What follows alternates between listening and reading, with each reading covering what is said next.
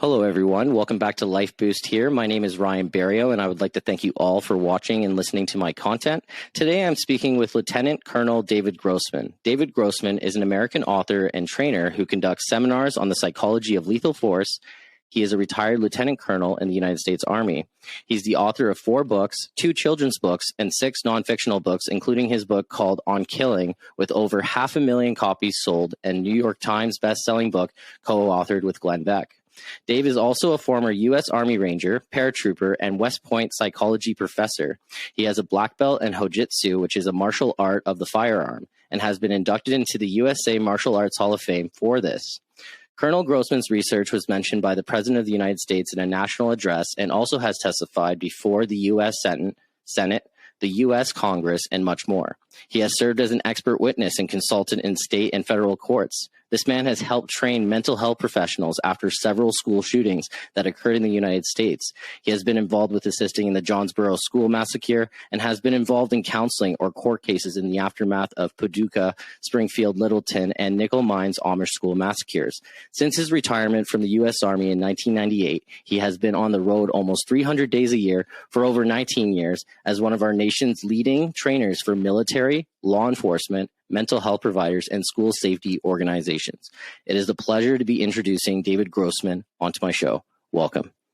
Hey, thanks, Ryan. I don't know who that guy is you're talking about. He needs to go get a life. Yeah, he sounds like a true hero. I don't know about that. It's been a good ride. It's been a lot of fun. I'm honored to be on board with you.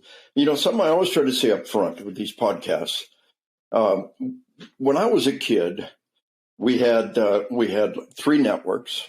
And 1 or 2 newspapers in every city, and maybe 6 national magazines. And if you didn't get on them, there was no way your voice would ever be heard. Today, the podcast revolution has completely exploded. That the logjam that the media has. This is an era of citizen journalism like nothing we've ever seen before. And 100 years from now, people will tune back into this and listen to this. And the same way we read a 100-year-old book today. So I honor you for taking the time and the energy to put this together. And most of all, I honor your listeners.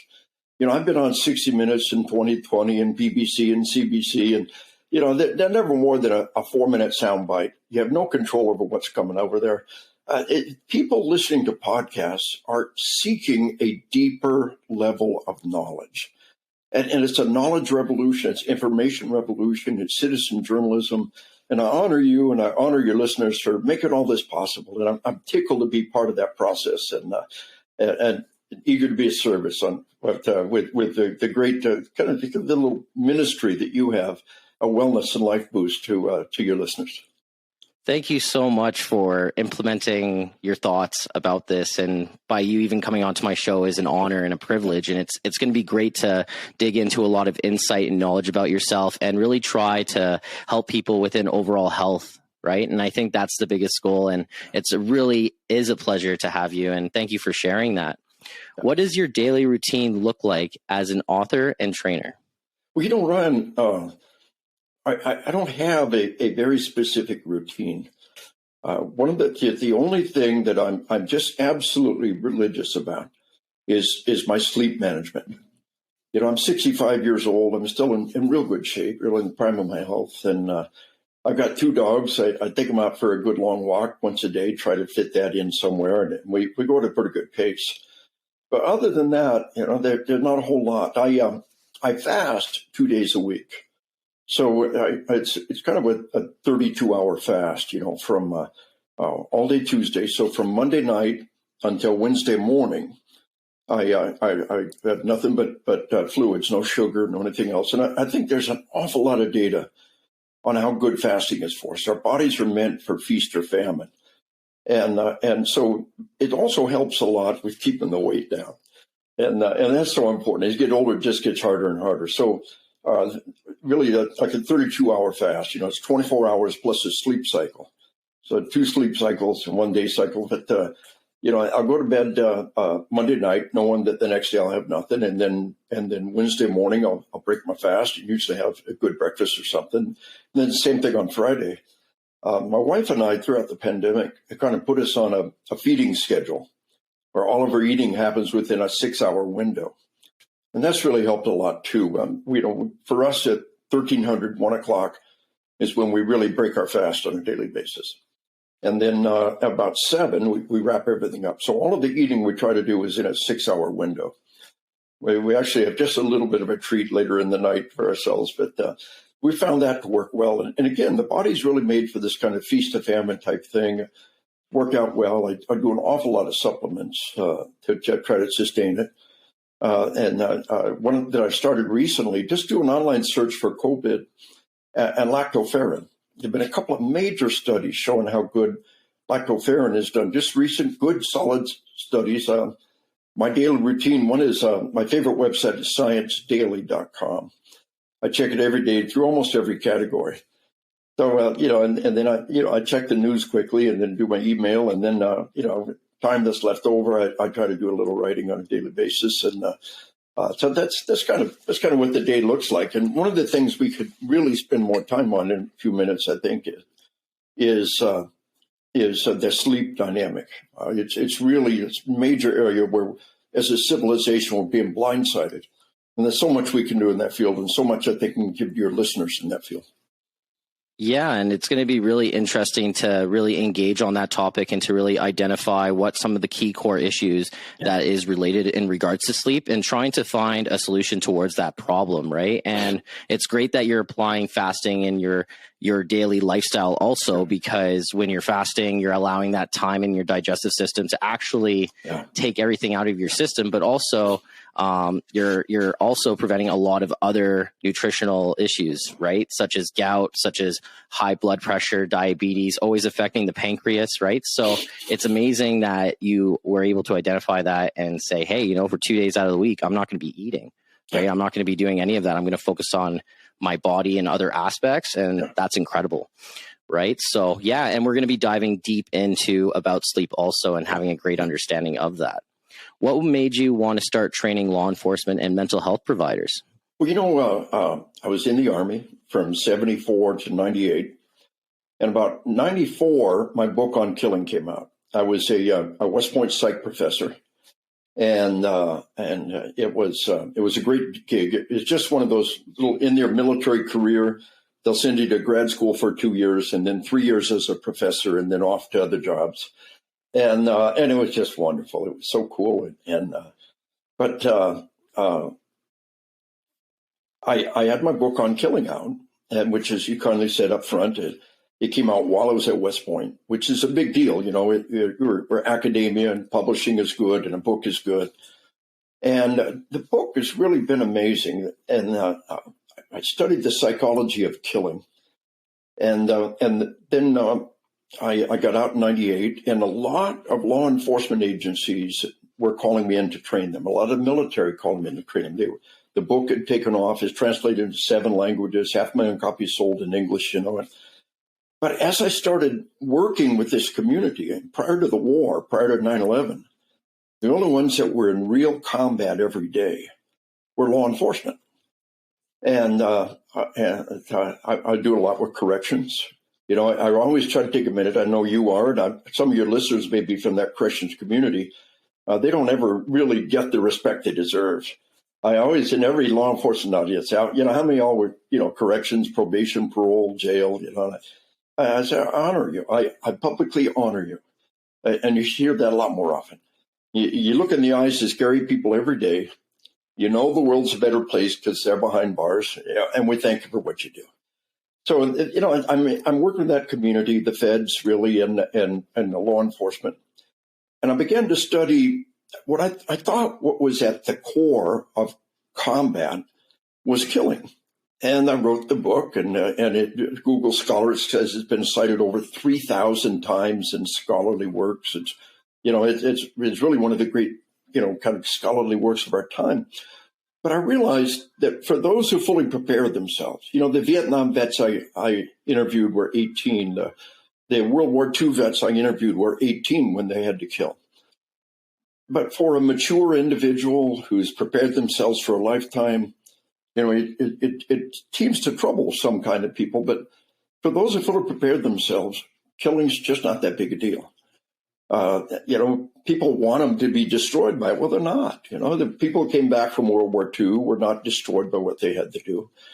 What I began to realize is what was at the core of combat was all the stuff I put in a book called On Combat, which is also, it's got 1/3 copies sold worldwide and translated to 5 languages.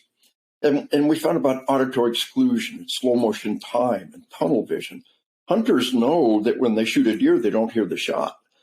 But the same thing happens in combat. How could we have had 700 years of gunpowder combat and not let people know the shots get quiet? So the focal point of all of my stuff has revolved around protecting.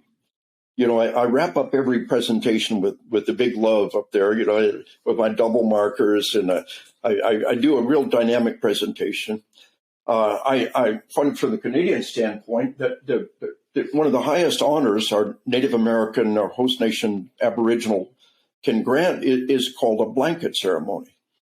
I've received that blanket ceremony twice, once from law enforcement in Tennessee, the chief, as I presented to the tribal police, presented it to me, and then again, the red one there is the British Columbia Aboriginal Policing Service, and they again presented me with the blanket ceremony, and it's really a beautiful ceremony. They drape it over you, they fold it over you, and it represents their desire for your protection, their desire for your wellness, and that's the whole goal for me is resiliency and wellness, and the armor, and the sword. They'll still represent instruments of protection. They really stand there to take the individual. My goal becomes resiliency, and this law enforcement world is a very interesting world. That they get the acid test every day. If you teach something stupid and people get killed, they stop doing that. If you teach something that works, they embrace it. So here I've been now. It's been 24 years since I retired. I've been on the road over 200 days a year, with the exception of the pandemic. And because they're the ones that called me. I didn't choose that field. They chose me. I wrote the book about what I thought was at the heart of combat. Then I wrote a second book. I had the honor to train almost all of the Canadian regiments that rotated in and out of Afghanistan. Early in the war, Afghanistan was Canada's first shooting war since Korea. They really wanted to do it right. And the first regiment that deployed to Iraq or to Afghanistan, they did everything they could do. Just everything they could think of, including bringing me to brief them. And then they brought them back and said, all right, lads, what worked? They said, Grossman. He told us what was going to happen. He told us what to do about it. Of all the things that were done, I'm so humbled and honored. They said, Grossman. And really that same cycle happened over and over again with Canadian regiments going in the war. What worked? Grossman. He told us what was going to happen. And for all of you that are interested in that, it's all in my book on combat. I literally wrote the book for my son on his first combat tour, the invasion of Afghanistan. And the early draft was for my son, who now has 9 combat tours. And it's the things the nuts and bolts I want somebody to understand about what's it being combat. So it's been a funny world, and they chose me. And I've never once advertised. I just, I'm going, and they bring me out, and they said, this stuff works. I need them in my unit and my outfit. And it's a funny thing, law enforcement in America is completely decentralized. Nobody else in the world, I think, does anything like this. The sheriff, there are 3,000 sheriffs in America, and they only answer to the local voters once every 4 years. There's no other way to get rid of the sheriff. He's a force of nature. And then we have over 12,000 police chiefs only answer to the mayor, once every 4 years. And so people don't understand. We have, people talk about America being 50 laboratories for democracy, and in the pandemic, we saw what Florida did and what California did. We saw what Texas did and what New York did. Okay, what worked? 50 laboratories for democracy. Well, in law enforcement, we're 15,000 laboratories for democracy, not counting all the foreign nations I've worked in, including Canada many, many times. And within that 15,000 laboratories for democracy, they keep bringing me back. And my books, one book came out in '95, and it's Amazon's #1 bestseller in a couple categories just last week. The other book came out in 2004, and it was Amazon's #1 bestseller in several categories this year. And it's just been an ongoing interactive process about understanding what happens to the human body under stress and what we can do about that. And of course, like I said, there's so many things that we can teach and apply. It's in my book on combat. And the medical community has just embraced on combat. And it was Amazon's #1 bestseller in several medical categories this year. Because I was on a medical podcast and for all of England's ER docs, and the guy said basically if it works in combat, it works in the ER. Stress is stress, and so that whole dynamic applies across the board. And that's a kind of a long-winded answer to this process, which I'm still in the middle of. Like I said, 65 years old. I pray that I can still be out on the road 200 days a year. Doing what I do. It's been a great ride, and my most recent book is on spiritual combat. We got on killing, we got on combat, on spiritual combat, and in a way that spiritual dynamic is part of it. But it all comes back to love, and you have to be kind to yourself first. You have to take care of yourself first. Self-love can go too far. And it's our love for others, which is why we're willing to sacrifice. Why will somebody die for strangers? How do you get EMS, fire, police? How do you get somebody to die, to go into a building and die for people that don't even know? Well, there's only one force on the planet. Mama critter will die to save her babies. Soldiers in combat will die to save their fellow soldiers. And it all comes back to love and that desire to protect. And that's been the great epic cycle of my life now for 24 years since I retired out here doing this. It comes back to protecting, to loving, to preserving, and dedicating yourself. Nobody does what you do. Nobody becomes a first responder because their goal in life gets stinking filthy rich. When you chose this profession, you chose a life of sacrifice. You're never going to be a famous celebrity, at least not in a good way. So you got to believe that your sacrifice is for a noble and worthy purpose. And that's one of the things I emphasize a lot with the class and the dynamics, and to your audience. If you're out there following the path to glory, good for you. If you're out there following the path to money, good for you. But most of you are in a profession where you're never going to get rich and you're never going to get famous. Well, why are you doing that? I do it because I love my family, I love my children, I love my grandchildren, I love my nation, I love my God, and I want to make the world a better place. I want to take the time and the skills I've been given to try to make the world a better place. And I think most people in this service field are the same way. And our roots all lie back to self-sacrifice and love and that determination to try to make the world a better, safer place, and for your children, for your grandchildren, for your future, for your nation. And it all comes back around to protecting and to loving. And we fight and we die for that which we love. And there's no other force on the planet. You can't order someone to die. What do? Kill me if I don't do it? There's no other force on the planet that can sincerely motivate people to put their life on the line. Is love. Truly an incredible insight and perspective that we have within law enforcement, understanding that love needs to come first. You need to love who you are. You need to take that time for your well-being and understand that, yes, if you are in the career of law enforcement or if you are in the career of emergency services, you're sometimes not going to be the hero, if that makes sense, right? A lot of people look at it as, you're in that situation, you're in high stressful events, you're dealing with things that people don't want to deal with on a daily basis. And why? And it all leads back to loving who you are and having that care for other people, right? And being ready for combat. Yeah. And a good example is, you may have heard it before, but you're in an aircraft with a small child, oxygen mask comes down. What do you do before you put the child's mask on? You put your mask on your own first. Yeah. Before you can help anybody else survive, you have to survive yourself.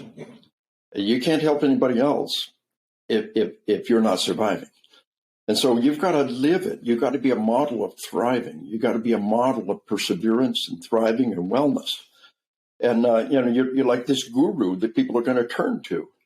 And you've got to follow your own precepts. You got to be a living model of what you got to practice what you preach along lines of wellness. And, our body catches up on us. The weight catches up. There's things that we can't control. We do our best, but we're constantly striving to take care of ourselves so that we can take care of others. And if you can't take care of yourself, then then your mission fails. And so love begins with yourself. Kindness begins with yourself, and knowing that this is the instrument, this is the tool. Everything else is just a tool. I am the weapon. Said. And so that this is the weapon, the tool, the instrument that you're using in your pursuit, and you've got to care for it to the best of your ability. Yeah, it's a very powerful tool that you just said, where it can really change your life and create a huge impact for you to become a better leader for yourself, right? And to really try to make the better decisions within your lifestyle. Because like you said, everybody has that decision to be better every day. And it's our choice to love and to not love, right? Yes. When you are a first responder, what are some tips that you could give to them about combat psychology, ways on how to handle their tunnel vision, ways on how to handle these stressful situations? Yeah. Well, one of the things that I teach is that tactical breathing. And I've got hundreds of case studies. They've been sent by email, they've been sent by letter, and they're organized by topic. And of all the topics, the biggest folder by far is the breathing exercise. People using it in all kinds of situations. And again, let's make sure we leave plenty of time to cover sleep, because it's worthy of another presentation all by itself. But let's talk about the breathing. And sympathetic nervous system is the fight or flight response. And then parasympathetic backlash. When the danger is gone, you backlash in the opposite direction. So, sympathetic is fight or flight. And then the backlash is rest and digest, sometimes called feed and breed. So you got what we call the 4 F's: fight or flight, feed and breed, right? The 4 F's, right? So when there's this, you're in this life and death event, and then there's a backlash, and you're in the feed and breed mode. A lot of people gorge themselves. There's nothing wrong with that. And a lot of people, and it happens to victims of violent crime. It happens to fire, EMS. They go home and they have really intense sex. And it's just like grasping for life in the face of death. Is that both partners are very invested in some very intense sex. And it's a biological backlash, but it's also a beautiful grasping for life in the face of death. But it scares people. They're a victim of violent crime. And, I just did a podcast a while back for all of the U.S. Army's sexual assault and harassment investigators and counselors. And I said, this is a normal biological backlash. Some people might paint it as promiscuity. You need to be able to discern whether or not it is. And you need to understand the degree to which these are normal biological responses. And so when these things happen to crime victims or others, it scares us. But the real danger is when we begin to relive the event. You talk about it, you think about it, and you're in that sympathetic nervous system arousal again. And that is not PTSD, it's normal. It becomes PTSD when you try to not think about it. You will literally drive yourself crazy. You will literally drive yourself crazy down the path of PTSD trying to not think about it. You got to separate the memory from the emotions. So one of the tools we use is a breathing exercise, and I'll teach that in just a minute. But we found a shortcut. We found a powerful shortcut to pull people from sympathetic to parasympathetic, and that's taking a big drink of water. Taking a big drink of water is a natural way to breathe. And we'll talk later about breathing properly. Taking a big drink of water also sends a powerful message that says we're safe. I tell people, think of a deer being chased by a wolf, right? Can you stop and get a drink? He's really thirsty. I can't get a drink. I'm being chased by a wolf. The fact that you stop and take that big swig of water sends a powerful biological message that says we're safe, right? So The process of debriefing and the process of healing is having them talk about the incident and not having that sympathetic nervous system come along for the ride. And what we would typically do is when people start to become emotional, they stop and breathe or regain control. Today, we put a bottle of water in front of them. A friend of mine is one of our nation's leading therapists for federal agents. And she started using it. She'd debrief them and with that bottle of water in front of them. Every time they started to become emotional, to make them stop, take a swig of water. And she told me, she said, 6 years of college, 14 years of practice, and that stupid bottle of water is doing more good than anything I've ever done.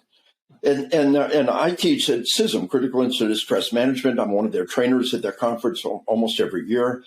And we have the debriefing. We all know about the idea of a debriefing. Everybody sits around the table.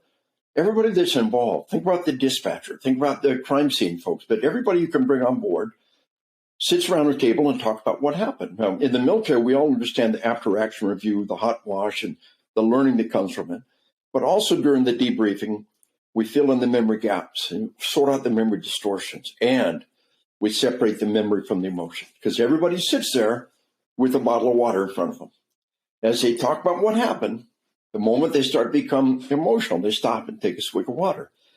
I tell a cop, let's say you're getting a witness statement from a victim of a crime.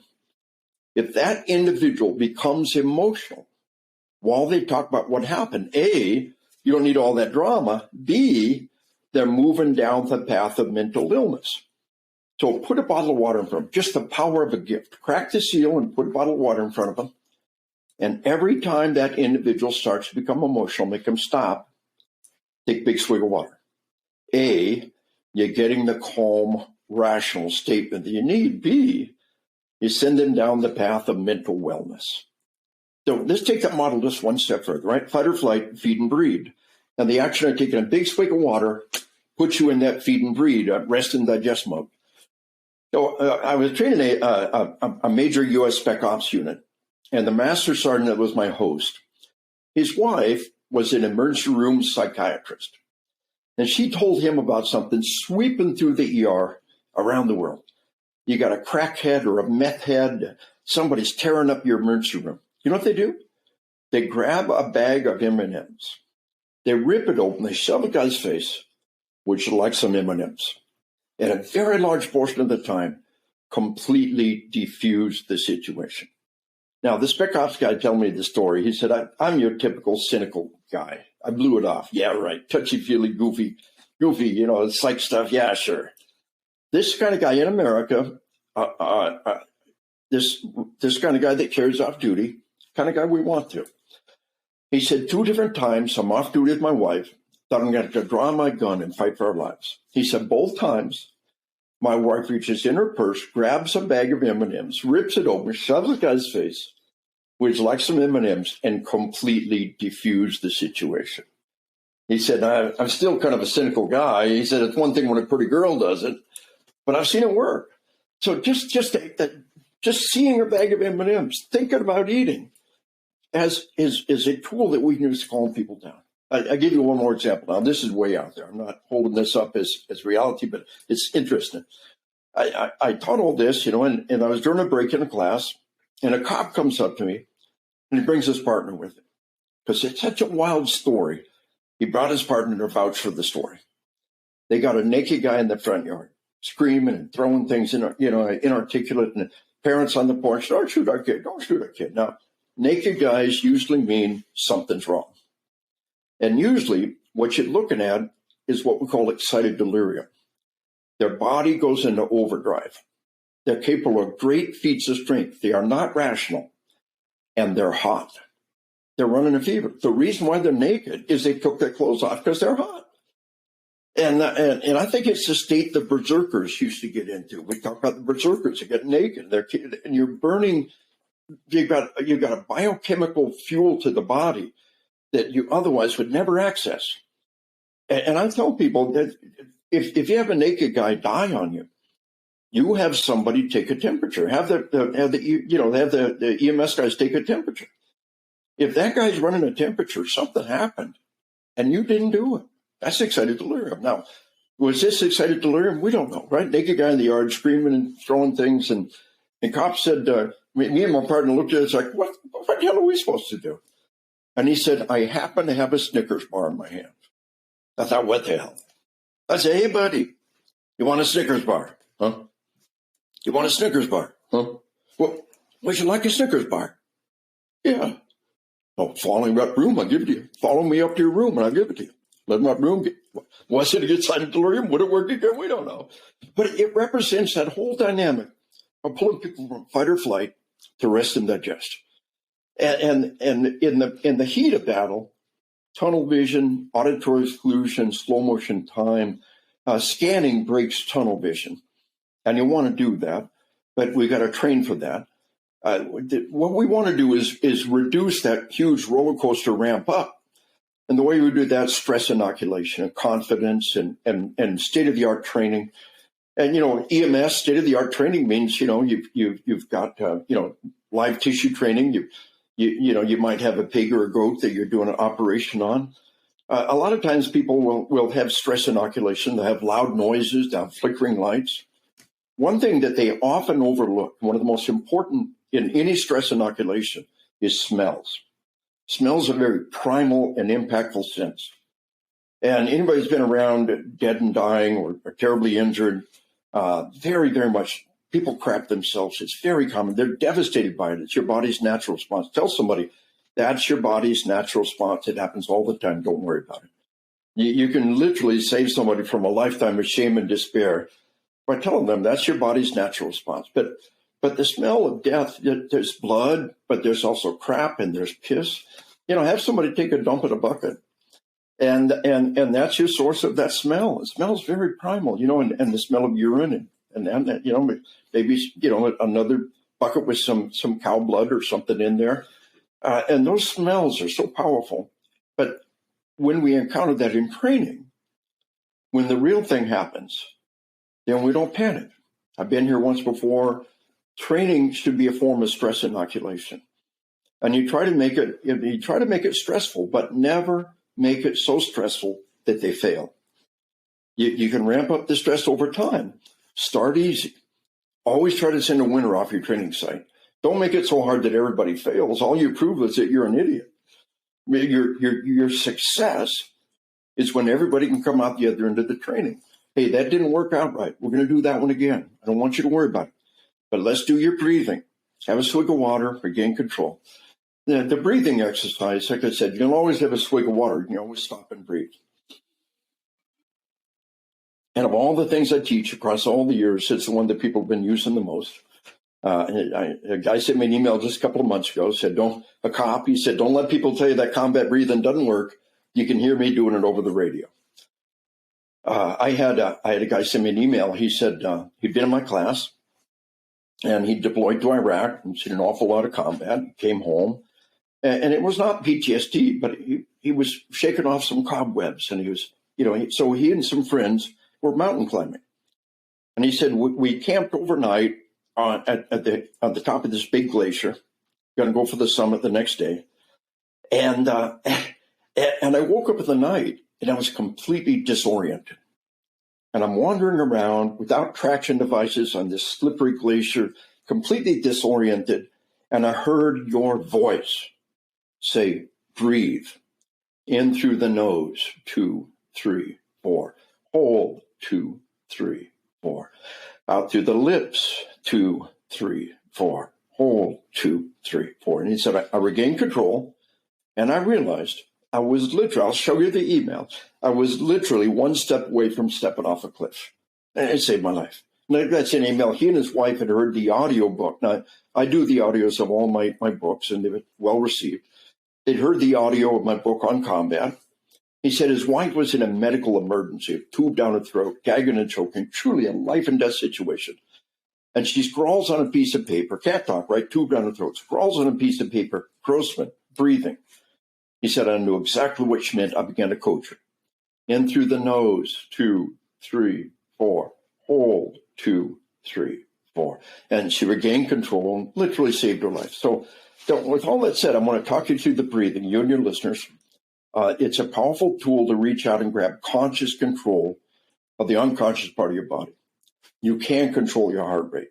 You can control your blood pressure if you control your breathing. Now, I want to add that I think the act of counting is part of what makes it work. My dog counts like this: 1, 2, a whole bunch. That's all a dog can handle. That's all it can handle. A dog can't count past 2. 1, 2, a bunch. And so the actual act of counting 2, 3, 4 is taking your intellect, is taking the forebrain and reaching down and grabbing control of the midbrain. You're using the force of your intellect to reach out and grab control of your body. You can bring your heart rate down. You can bring your blood pressure down doing this. So a couple of things on the breathing. Number one, mindfulness is good stuff. I'm a big fan of mindfulness. But this is not mindfulness. This is combat breathing. Keep your eyes open.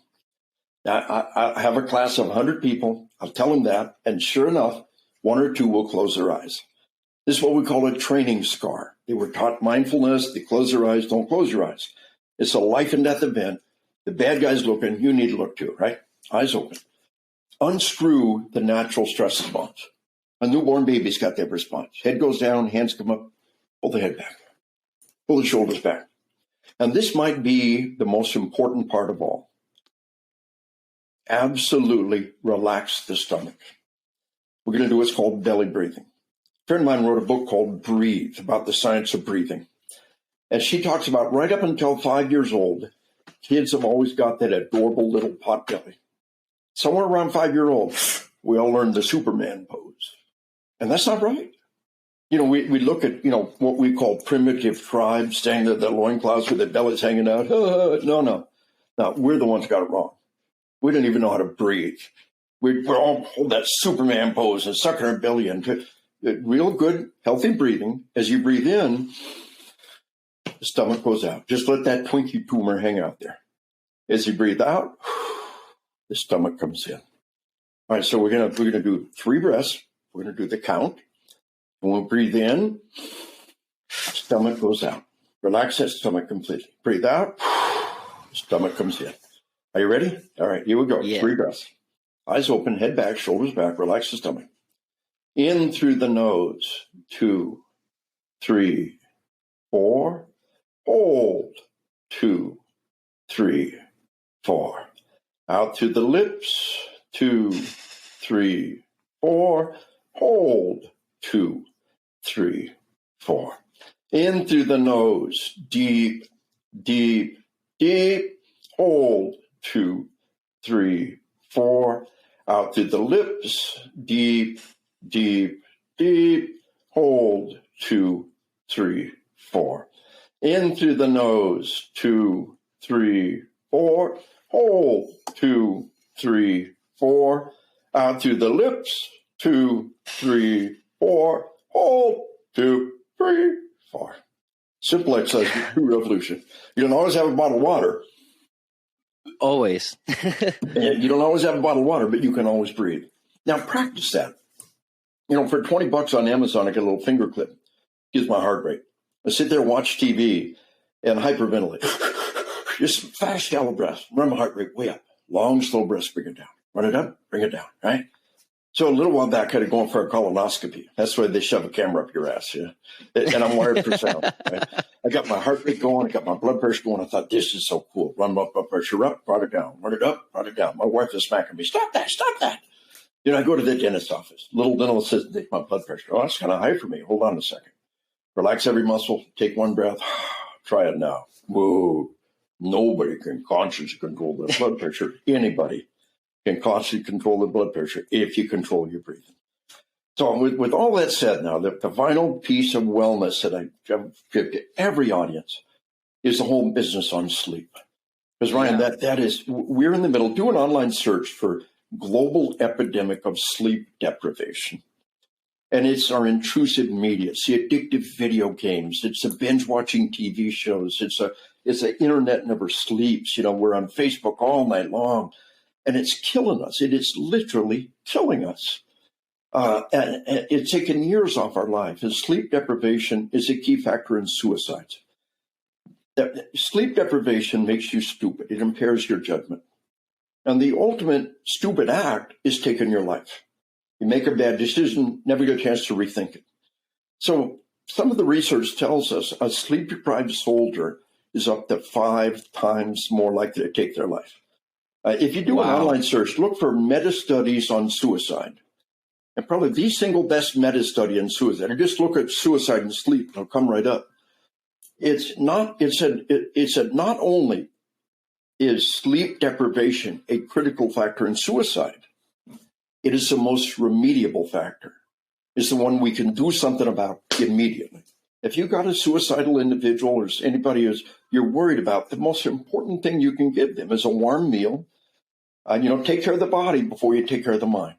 A warm meal and a good night's sleep in a safe environment. And maybe that means you stand watch over them. Tell them, hey, I got your 6. I want you to have sleep. And I'm going to stand here. I'm going to watch your 6 while you sleep. I'm on guard duty. I got you covered. Whatever it takes. But just understand that sleep deprivation, suicides have exploded worldwide. Teen suicides, teenagers, 10, 11, 12-year-old, teenage girls' suicide rate has tripled per capita in America in just last decade. And it's a critical factor in teen suicides. Here's parenting 101 for the 21st century. When you send your kid to bed at night, take their cell phone away from them. No cell phone in the room, no laptop in the room. They have got to go to the room and sleep. So I was training a bunch of cops, and a cop came up during the break. And this guy was really shook up. His face was welled up, and I thought something's going on here. And he said, my little girl, he said, was an A student. And she said, Dad, it's embarrassing. You don't have to take my cell phone every night. You could trust me. He said, so I trust you. I let her keep your cell phone. He said, a little while later, she took her life. So my little girl took her life. And we never knew the hell she was living in until we looked at the text messages on her cell phone. Night after night of ceaseless, relentless, vicious bullying. And you can't just ignore this stuff. We're not wired that way. He said it was heartrending to watch her on her cell phone night after night, trying to defend herself all night long, trying to find somebody to stand up for her. He said, I understood my little girl was bullied to death.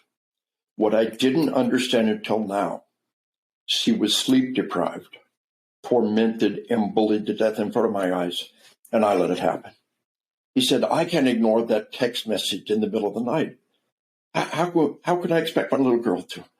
He said, the one thing on earth I could have done for her was take her cell phone every night, let her turn off all the bad stuff in this world. So sleep's a key factor in a worldwide explosion of suicide. The new factor is also a new factor in a global explosion of traffic deaths. Now, decade after decade, we brought traffic deaths down. Airbags, seatbelts, technology, medical technology. And now everywhere, traffic deaths are back up. What is the new factor? Sleep deprivation. I had 3 teenage boys. Now I got teenage grandsons, and I knew a major killer of kids was traffic deaths. I made sure they all had airbags, and 2 out of 3 tested those airbags. And I made sure the seatbelt was buckled. Nobody ever told me the most important thing is to make sure they get a good night's sleep before they get behind the wheel of a vehicle. There's a reason why airline pilots and truck drivers are required to log enough sleep. Now, the third major cause of death that's exploded is opiate overdoses. Why opiates? Prescription opiates have always been there. Well, sleep deprivation creates chronic pain. The tendons and muscles never get a chance to fully relax. Doc, I heard all the time, give me a pill to fix. You don't need a pill. You need more sleep. And you need to knock off the caffeine shortly after lunch, because that caffeine is stopping you from getting deep cycle sleep. And those tendons and muscles never chance to fully relax. You got a worldwide epidemic of caffeine abuse, mega doses of caffeine, combined with sleep deprivation. And we'd never get full, rich, deep, restorative sleep. And one of the things that happens in deep, restorative sleep is the tendons and muscles fully relax. So sleep deprivation and bad quality sleep and caffeine is the worst thing there, is causing this chronic pain. And people are turning to opiates, right? Well, why opiates? For pain. A global epidemic of sleep deprivation is the new factor. All the old problems are still there, but it's a new factor behind an explosion of suicides, every category, every group, except for those who have a job that demands sleep management. Like in the Army, pilots have virtually no suicides. Truck drivers have very low suicides because they've mandated sleep. But the people who don't have mandated sleeps, we can see a direct relationship between their sleep discipline and their suicides. Suicides, traffic deaths, and of course the opiate epidemic. But the head of Netflix, you can look this up, the head of Netflix said their number one competitor was not other online providers. Their number one competitor was sleep. The corporate policy of Netflix is to steal your sleep. They don't care that it's killing you. They don't care that it's destroying your marriage because it destroys your judgment. You say things and do things you regret for the rest of your life. They don't care it's taken years off your life. They just want to sell their product. And so the video game industry, the online industry, all of these people who want you to absorb that, the video game industry will never say, you've been playing this game for 24 hours, you need to turn it off. Then Facebook will never say, you've been online for 24 hours, dude, it's time for you to turn it off. They'll never tell you that. Netflix will never say, man, you've been binge watching shows all night long for the last 3 nights. You need to get some sleep. They will never tell you that. They want to sell their product. And so we've got this worldwide dynamic and this global epidemic. And people don't even want to go there. They don't want to look at that because it points a finger back at them. The media, the video game industry, the social media, the internet. Again, we have to exercise discipline. We have to sustain ourselves for the long game. And short and sweet, when it comes to sleep, a couple of things. There's great value in white noise. And there's a great app called White Noise Generator. And there's great value in a totally dark room. Combine sleep with a sleep mask. Make the room as dark as you can. For all you first responders out there doing shift work, you've got to be in a totally dark room. And unless you spray paint the windows from the inside, the only way to make that room totally dark is to wear a good mask, a sleep mask. My grandson went off to college. He's heard my class many times. My gift to him on the way to college was 2 different kinds of sleep masks. See which one works for you. They're the 2 best rated ones on Amazon. See which one works for you. Promise me you'll use it every night. No problem. Yes, sir. He comes home. Hey, have you been sleeping? Yes, sir. Hey, are you using your mask? Yes, sir. I mean, if I love that kid, I want to keep him alive. The major things most likely to kill him, the 3 things most likely to kill him: suicide, traffic deaths, and opiate overdoses. And the major thing I can do for his wellness is make sure he's getting sleep and he's getting quality sleep.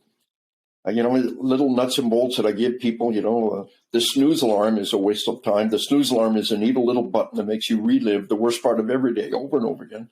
Don't touch the snooze alarm. Set the alarm for 10 alarms, 6 o'clock, 6 o'clock, 6 o'clock. By the time you turn them off, you're up. Snooze alarm is doing physical harm to your body. Sleep in a totally dark room. Don't have more than 1 drink on the way to bed. Don't use alcohol to put yourself to sleep. There's nothing wrong with a nightcap. I'm a huge fan of the fitness trackers.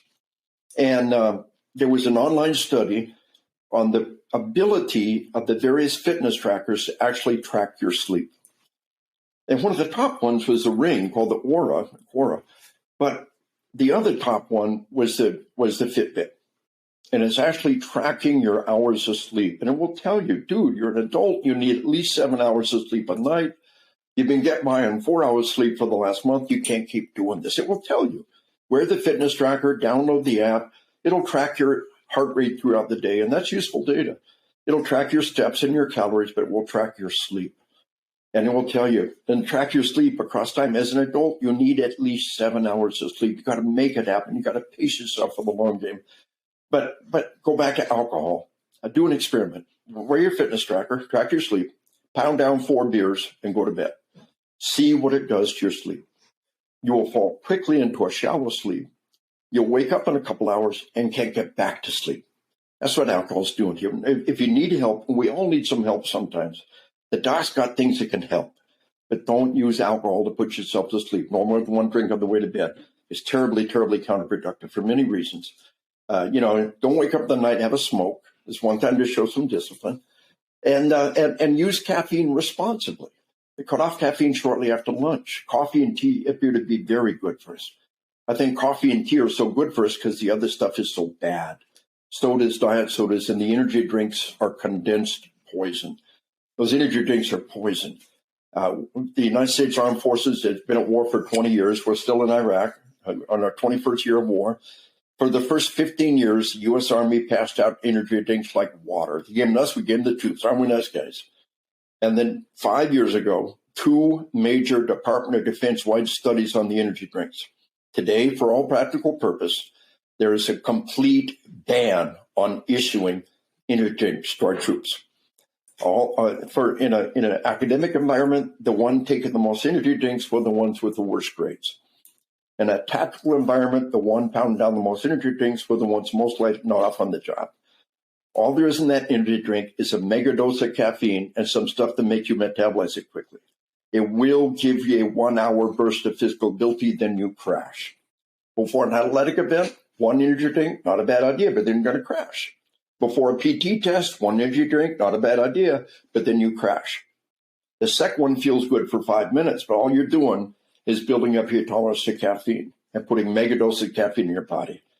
No more than 1 energy drink, it'll keep you going for an hour, and then you will crash. Use caffeine responsibly. Coffee and tea, about 1 or 2 cups of coffee and tea at breakfast, 1 or 2 at lunch, then switch to decaf, have all you want, and then it's there for you when you need it. You're changing shifts, you have extended operations, it's there for you when you need it. So that sleep dynamic, this global epidemic of sleep deprivation, suicides, traffic deaths, drug overdoses, just do online searches for all those and you'll see them. And why is this not being screamed from the mountainside? Why isn't the video game industry? Why isn't, Netflix? Why isn't Facebook telling you this? Because they want to sell their product. But my dad started smoking in 1940 when he was 5 years old. Plunked a nickel on the counter, bought his first pack of, candy, we all know that, candy rots your teeth. Cigarettes are good for you, they believe that. Because the industry lied. Cigarettes are good for you. It's his money, he wants to buy cigarettes, better than candy. We all know candy rots your teeth. And 55 years later, those cigarettes finally killed my dad. But all they wanted to do was sell their product. They didn't care they were selling it to 5-year-olds. They fought, the whole fight with tobacco was to stop selling this stuff to children. And they fought tooth and nail, decade after decade, over one thing: keep selling their substance to children and to deny any responsibility for the harm that it might cause. That's where we are today with all those global industries and the predatory practices selling this stuff to us. I got a lot of people out that don't like me much. The Antifa, defund the police people. We just got a whole bunch more hate mail from them recently. We got the video game industry don't like me much, but the kids out there on the front lines putting their life on the line for us every day, we're able to give them some information that can be of value because we love them. Yeah, it's super touching where you're able to actually tell us the actual critical issues that first responders deal with and people within the emergency services, right? And having an understanding that sleep is essential when you're in this industry, when you're in that environment, right? And the thing that you kind of really touched on the most about sleep and opioid overdose, do you feel that the police services and law enforcement agencies, the reason why you see these suicides going up, it could be a result of this? Absolutely. Right? Do you think that it could relate to the sleep, relate to the bad diet, and bad lifestyle? Ask yourself, what is the new factor? My dad was a cop and he did a lot of overtime, a lot of extra hours. The cops always work themselves into the dirt. Mm-hmm. EMS, but what's the new factor? Long hours, we need to get that under control. We need to mandate that. But what is the new factor? It was never there before. And instead of going home and sleeping, we're going home and playing video games, or we're going home and binge watching shows. Or we're going home and we're on the internet all night long. On social media. You can't keep doing that. Again, long hours and stress is not new. What is new is that we're not sleeping when we get the chance. And then, we haven't even begun to talk about the murder rate is being held down by medical technology. People who try to explain the problem in terms of the number of murdered people are misrepresenting the situation. It's kind of like talking about minimum wage without allowing for inflation.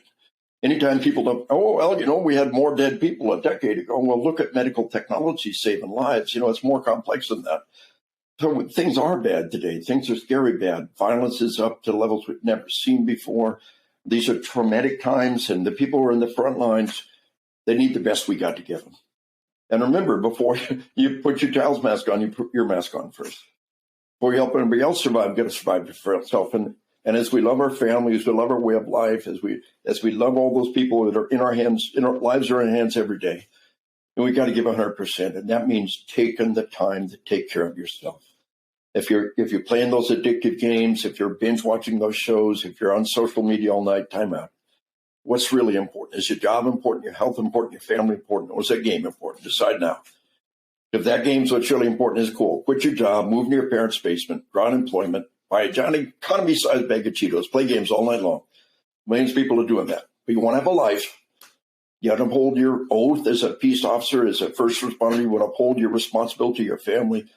You got to get those games under control. Whatever it is that's stopping you from getting sleep, you got to get it under control.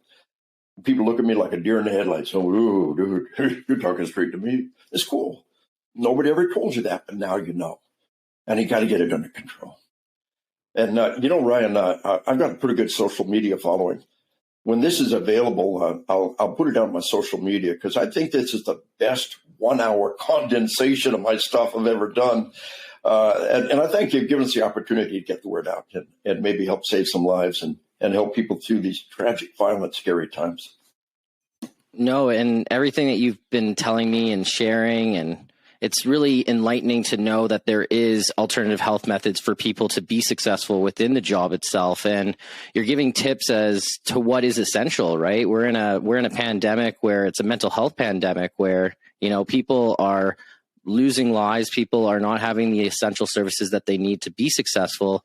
And me, myself, like learning all of this is actually helping me, right? Because, it's changing a lot of my habits as an individual, but also as an officer, right? And I think that with your advice and what you're sharing is essential for first responders. I think it's essential for those that are risking their lives every day and putting their self first before someone else. And I couldn't say any more. Like, it was a pleasure having the opportunity to really speak to you and really be real about the whole situation and understanding that, yes, social media is a problem. YouTube is a problem. Netflix is a problem.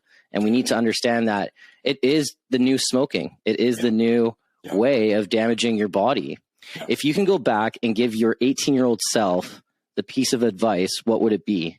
And it would probably be sleep, most likely, right? And I think that someone needs to understand that, and everybody needs to understand that if you need to be in this career, you need to love yourself and take that time for you. And I hope that our listeners can really hear this. And it's really special to be able to gain insight from you and the expertise and sharing true stories about your life. And it's really touching. And I thank you so much for taking your time to speak with me. It's incredible. It really is special. Good luck and keep up the great work, Ryan. You got to believe you're touching lives, saving lives every day. And all you folks that listen to this podcast, again, we give you our respect, our honor and glory because you're out there doing the job every day and trying to improve yourself. And you're not satisfied with a 5-minute soundbite on TV. You're seeking deeper levels of knowledge, and that's a beautiful thing. So both of us salute you. And Ryan, thanks a lot. Stay hard, stay safe, and believe in who you are and believe in what you do. Thank you very much.